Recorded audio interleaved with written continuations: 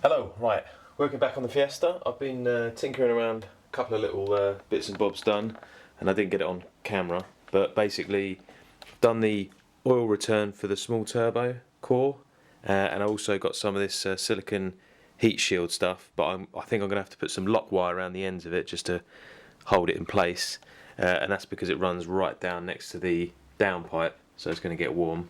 And I've also done the big turbo oil return off the core, and I've done the same, and that runs underneath the fan and all the way down onto, I don't know if you can see it down there, onto the AN fittings going back into the sump. Just offered up the screamer pipe, and that all vents down where I kind of wanted it to. I'm going to make a little bracket up that goes from the mount on the pipe back onto the engine block, so that'll just keep it sort of where it needs to be. Done the AN fitting for the breather there, welded on another AN fitting for my breather tank, which is probably going to go around about here once I've got the boost pipes in and I know where the strut brace is going to go. I've still got to make that, obviously.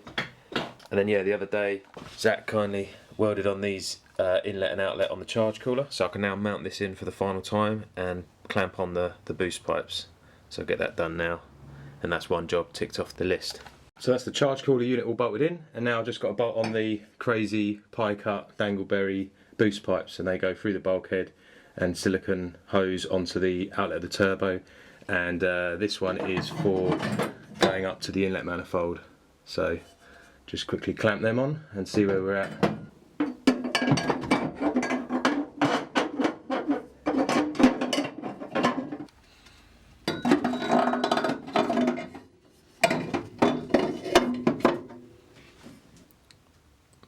That looks jokes.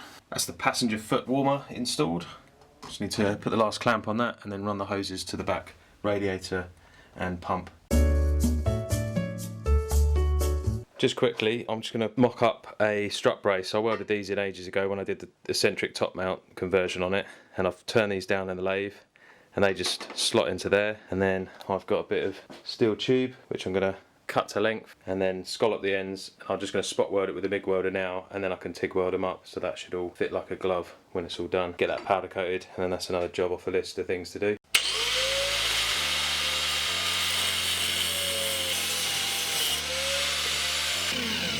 Very short, I suppose it is only a little car. So that's it, cut to length, a little bit oversized. I've just got to scallop the ends, they kind of slot over that, and I can just spot weld that in and we'll go from there.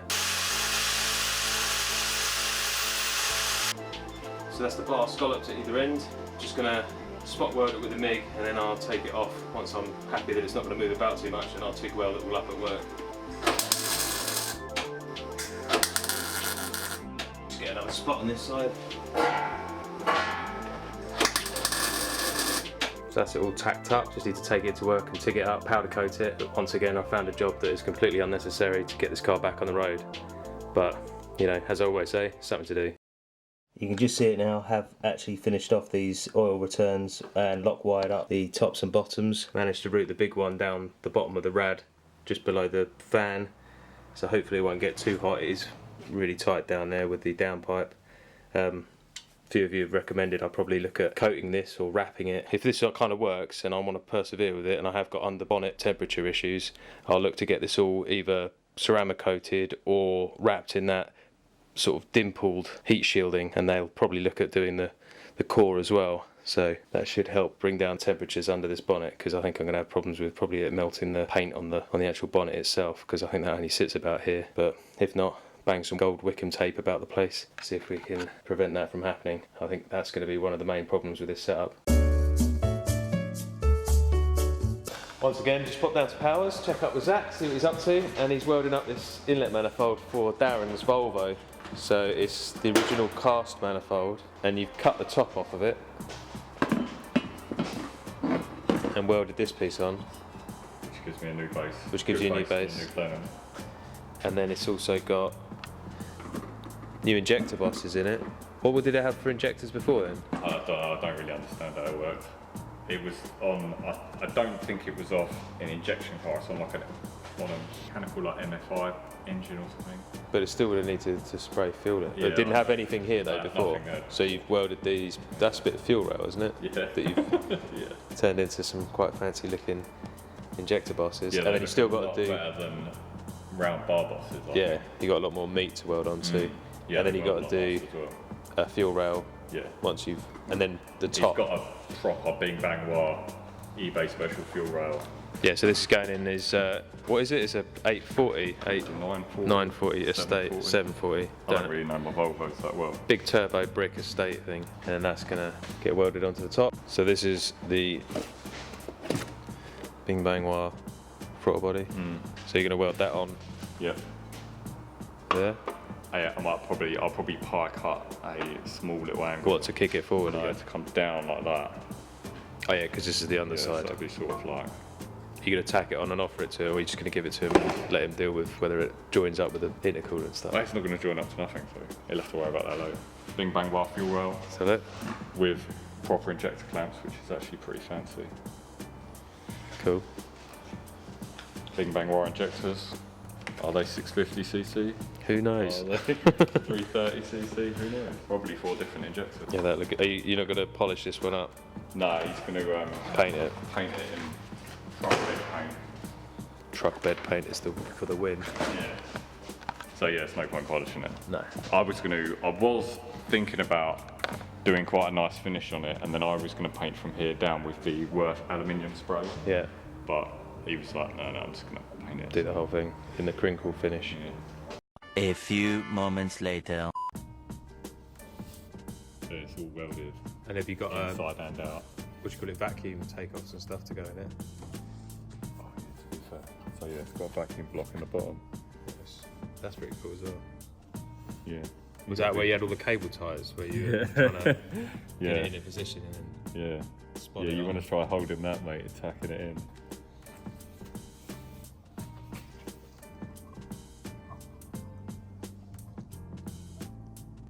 Yeah, that's cool. But yeah, I think the plaques, I think it might be better to try and bond them on. Yeah. Get like a 2-part, Like the- polish everything and make it nice, and then just stick them and bond Stick them them on. on and hope that they don't fall off. Yeah. It's not going anywhere though, is it? No, it just looks a bit messy. Well, it don't look messy. I don't know. It's just I try I think to do it'll like look, little welds. yeah, it'll look good when it's painted. I think that'll hide it well. if you put Yeah, something because he to said he'll then scratch off that and have to brush the top off of it. Yeah. The only thing that worries me about like bonding stuff on is just obviously the heat, like getting hot and cold, and obviously the vibration. The last thing you want to do is be like ripping up behind someone and then all of a sudden you have a zoo speed like fall out from underneath and smash you in the face. Yeah, it's cool. But yeah, it turned out well, I think. So I've just welded up the front strut brace, and this is the boot brace that goes across the radiator that runs in the boot. Gives it a bit more strength where I cut the original one out. And this is the old rear strut brace that I had kicking about. Sanded them all up, degreased them, and I'm going to hang them up and powder coat them in a popping shade of silver.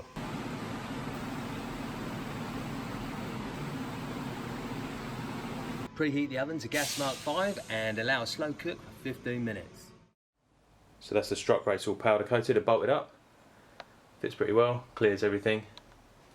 Should do the trick. Right, today I'm going to try and go and pick up some of the senders for my gauges, because I've got a few of these autometer gauges without the correct senders. They're all electric, not the mechanical ones I used to have. So I'm going to pop down to Real Steel, see if they've got anything that will work with them. And then I'm also going to shoot down to THINK Automotive to try and sort out some of the brake line unions. So I'll probably take the pedal box back out, so I've got reference for all of the threads that go into the master cylinders, and I'll take possibly the handbrake and the bias adjustment, and I need to try and get the spare hydraulic slave cylinder out of the 6-speed gearbox under there so I can get the right fitting for that end as well. So again, I can start making up all the brake and hydraulic lines for the car. And I also need to try and work out on the back of the engine, you've got the oil feeds out, so I need to have 2 feeds for each turbo, and I also need to have the oil pressure, oil temperature, and the oil pressure sensor switch for the this big fat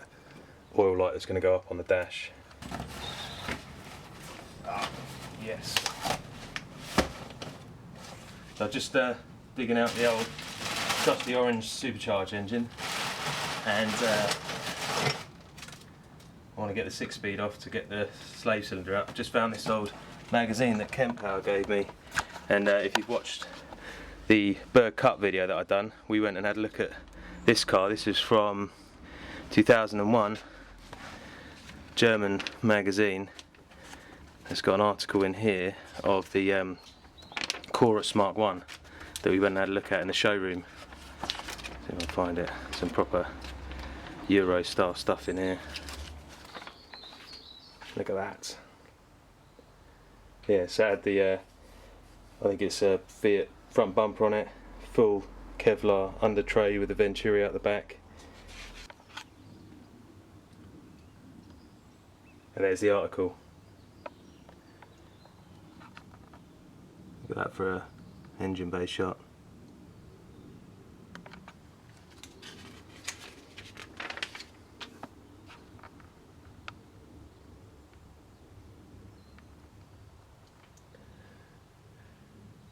If this isn't inspiration, I don't know what is.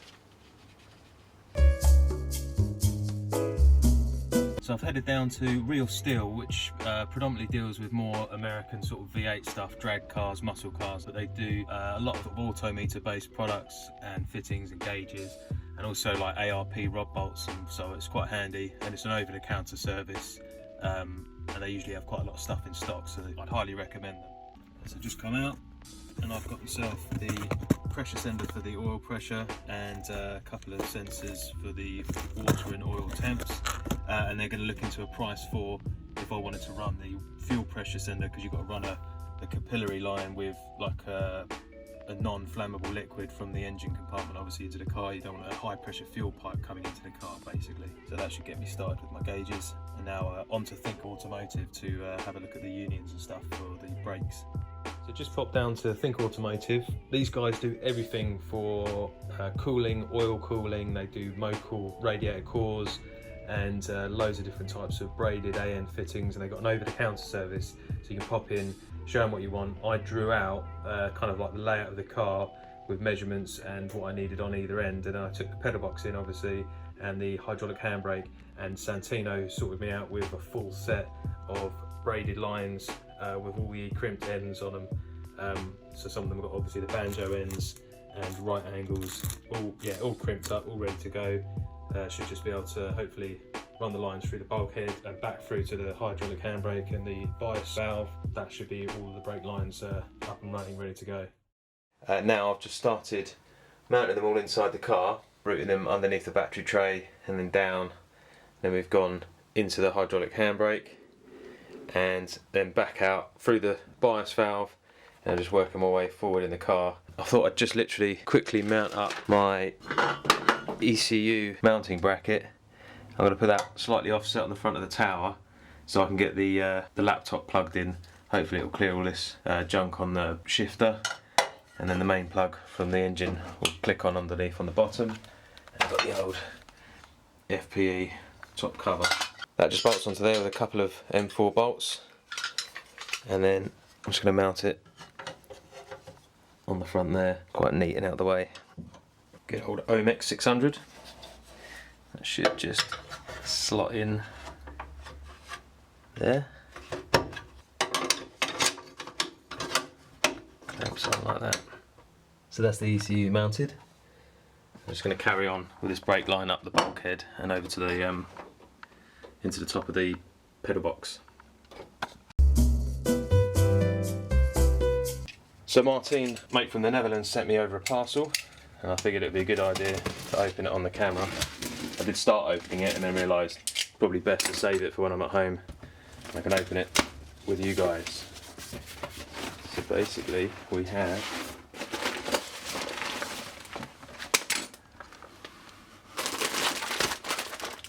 some weird chocolate biscuits, is it?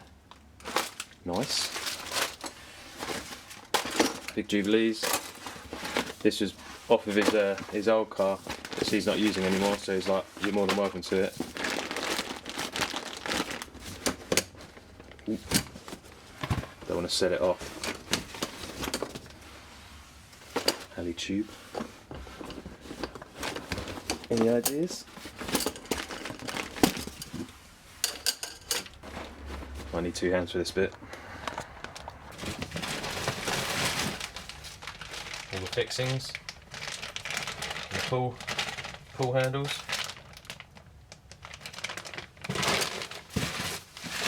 Make more biscuits.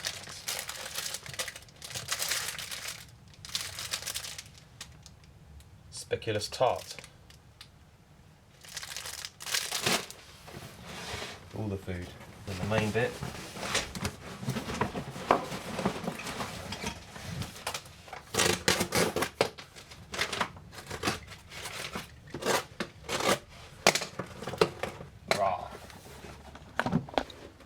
Full fire suppression system.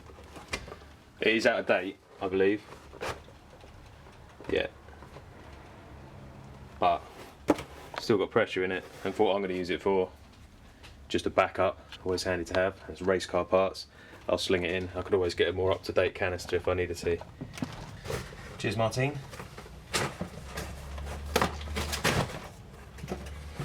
Just got to work out where the hell to put it. It's not light. There's more bits in it. What's this? Hazelnut and milk. The chocolate.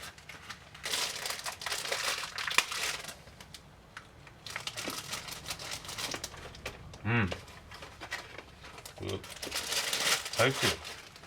So that's pretty much it for this video. Thanks again for checking in. Don't forget to check out the merch in the big cartel, the link below. Until next time, I'll catch you guys later. Take it easy.